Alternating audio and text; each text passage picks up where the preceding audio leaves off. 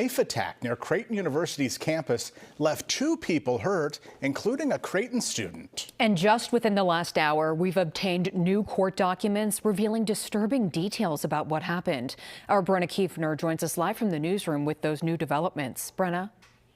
Brian and Aaron, this affidavit really paints a chilling picture. A man on a black electric scooter armed with a 6-inch fixed blade knife. He attacked 2 people in 2 locations in just a matter of minutes.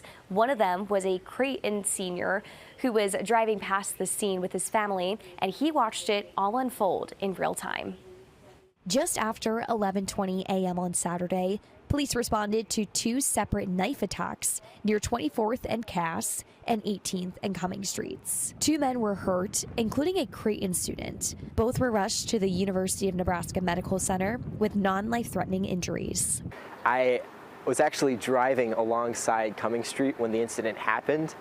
I was taking my family to one of the museums around Omaha, and I saw the sirens go by my front window, and then I saw sirens coming from behind me, so I knew something happened. What Lyons didn't know yet, a fellow student had just been stabbed in the face. According to court documents, the suspect, 34-year-old Jonathan De La Torre, rode up behind the Creighton student on a scooter, grabbed him, and stabbed him. He then turned toward a second student nearby before fleeing north, and again attacking minutes later at a U-Haul location on 18th Street. Officers used a taser to take De La Torre into custody at 16th and Cuming. They say that he was still holding the knife. Court records also show De La Torre is a convicted felon. He was sentenced in 2023 for drug possession. When interviewed by police, he said he suffers from psychosis and actually has no memory of the attacks. The fact that they were able to respond so quickly made me very secure, but the fact that it happened at all, and I think it reminds me that really no matter where I go, something could happen. Creighton tells First Alert 6 it partners with Omaha Police on safety planning year-round, not just when incidents arise. The school calls its campus notably safe, but for at least one student, this weekend was a reminder that safety is something you can never take for granted.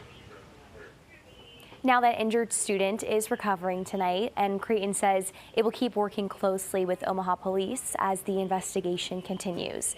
As for De La Torre, his bond is set for $1 million. Brian and Aaron. Yeah, with $1 million bond, I'm assuming there's a host of charges he's facing here, Brenna?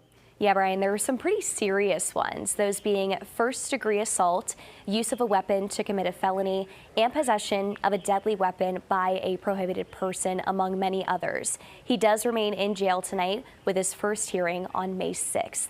And if anybody at home has any information, make sure you call Crime Stoppers. Brenna Kiefner tonight in the newsroom. Thanks, Brenna.